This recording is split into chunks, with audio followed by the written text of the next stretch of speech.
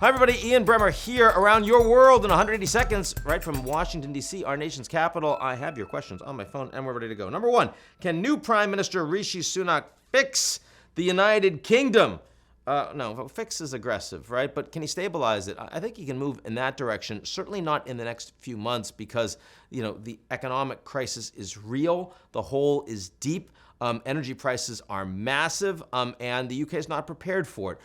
But the orientation of UK fiscal policy is going to be very much more in line with what the markets want. They had been punishing the UK and Liz Truss dramatically from all of these the giveaways that were being planned, many to the rich, and none of which were going to be funded. A more constrained fiscal environment is what Rishi is going to be putting in place. Of course, the UK population may not be happy about that at all. What he can do for his own future in the Conservative Party is a much bigger hole, frankly, than where the UK is going. With the DOJ charging Chinese operatives with espionage, what signal is the U.S. sending Xi Jinping? The signal is that on the technology front, the Americans are going to play hardball, whether it's Huawei or 5G or semiconductors or robotics.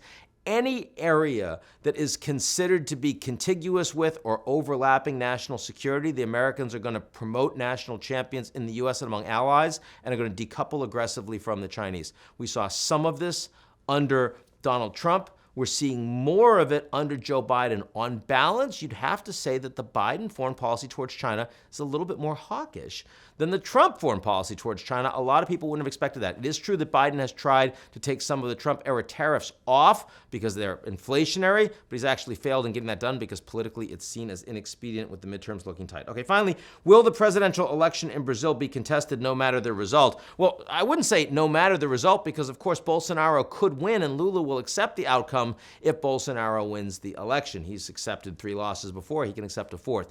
The question is, will Bolsonaro accept if Lula wins? And of course, that's more likely. Lula's ahead by 3 to 4 points right now. The answer is probably not, but I don't think it matters very much. You could easily have violence, of course, in some regional capitals. You could have the truckers, you could have bikers, and others come out into the streets, and I suspect that Bolsonaro will call on some of that. The fact that the judiciary in Brazil is not particularly independent, is putting their finger on the scale in favor of Lula, doesn't help in this regard. But ultimately, the military, Congress, all the major institutions in Brazil have no interest in moving down and undoing and unwinding of their democracy. So Bolsonaro goes in that direction, he'll have his base, but basically nobody else, and we'll move on to a transition, a democratic transition in Brazil. Always nice to see those. That's it for me. I'll talk to y'all real soon.